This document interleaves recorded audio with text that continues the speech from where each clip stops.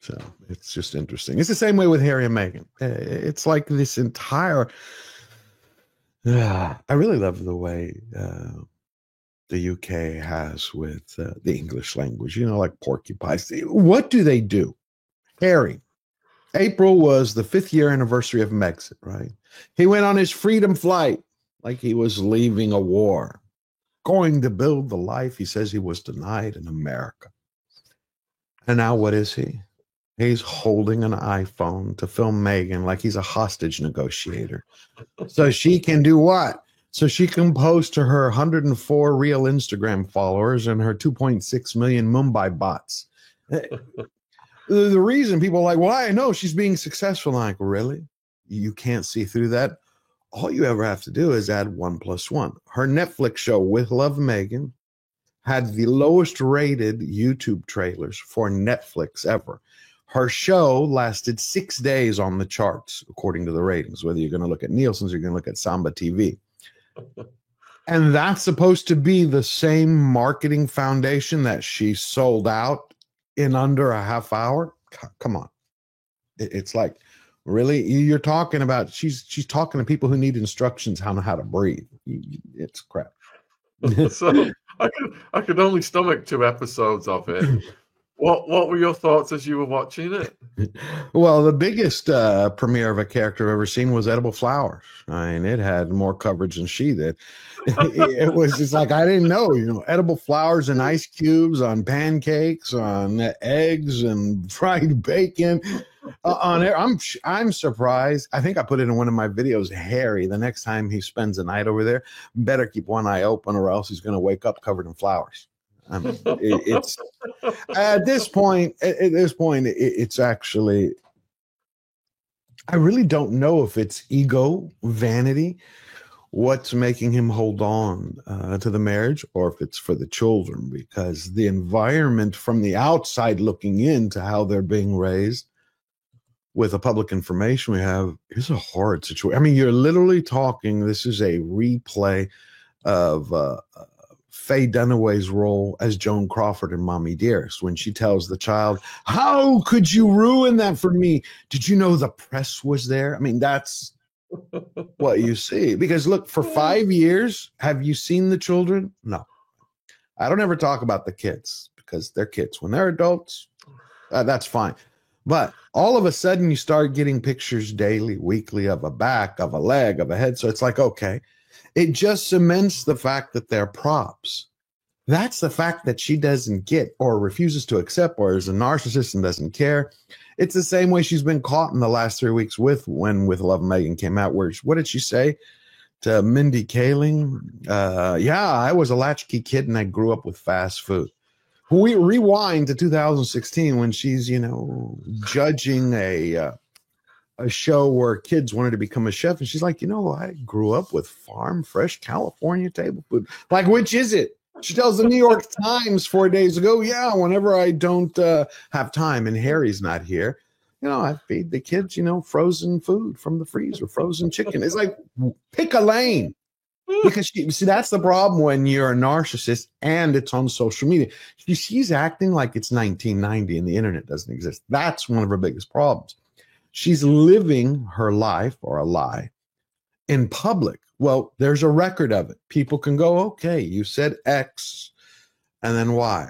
If it happens one time, we're all human beings. We have a slip of the tongue. We make a mistake. But when it happens 122 times, you're like, wait. Come on. You want us to buy into this? Like, we're not lobotomized here. So did you read her reaction to the critical reviews? She was just playing the woke card and the race card as such.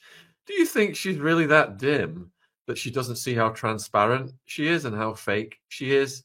Or do you think there's just something, she can't accept that in her brain, that she can't even act herself? Well, see through it. I think she's an empty shell. I think she's one of those people who's an empty shell and will put on any mask at any moment to achieve whatever goal she has laid out. I think nothing else matters to her. Because anyone who has that level of self-reflection would have stopped a long time ago. They've been like, okay.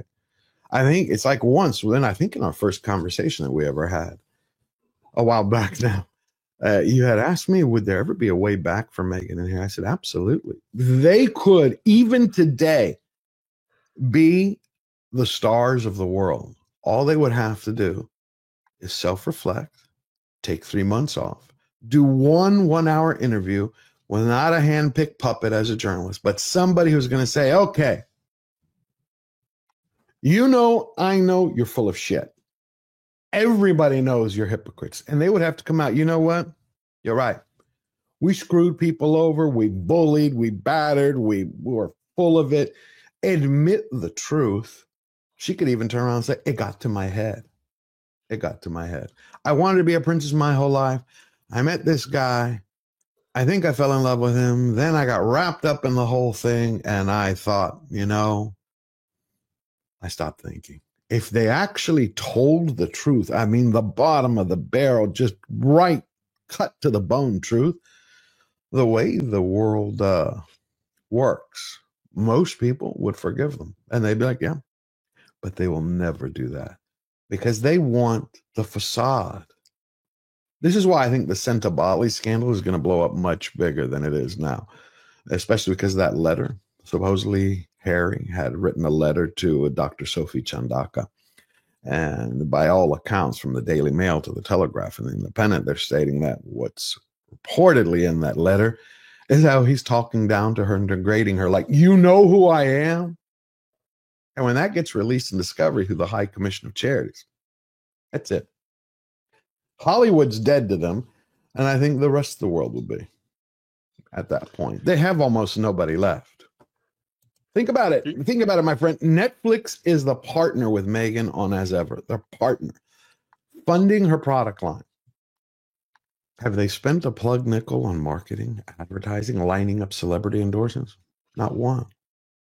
Not one. There should be, every time you go to Netflix, you should be seeing the marketing for it As Ever. You know, look who's pushing it. Look who's supporting it. I think they're just trying to fulfill the terms of their contract and get the hell out of there.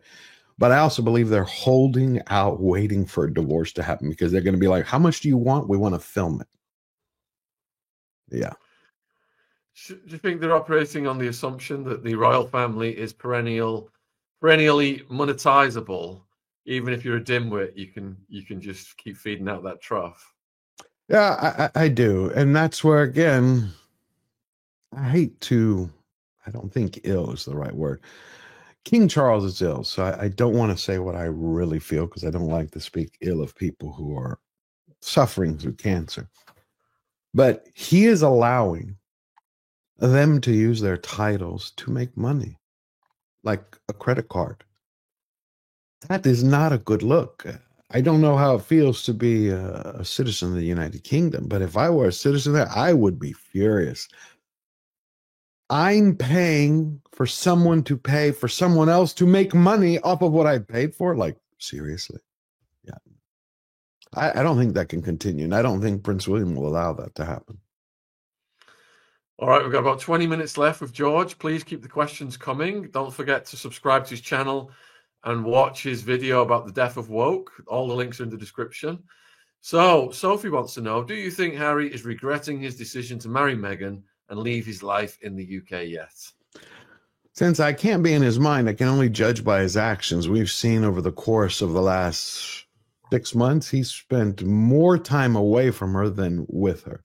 That's by their own admissions of what they called their professional separation so they can do their own projects. Now he's holding her camera as a stagehand. What that's for, you're going to have to determine that. But I was once in his position with someone I was with. And I can tell you from my own experience that I regretted it. It was trying to debate, can I fix this? Can it be healed? Can it work through? Can I see a way to the other side? But I was also really young and didn't know anything about life. He's not at that age that I was. So if he has any moment where he's circumspect or looks on his life, I would almost guarantee that he regrets this because he's got to weigh it versus everything that he had versus everything he lost. And I'm not talking about money. I'm talking about relationships. He gave up everything for one person who abuses him. When you look the way they interact on a public scale. So I would say yes. I would say he regrets it.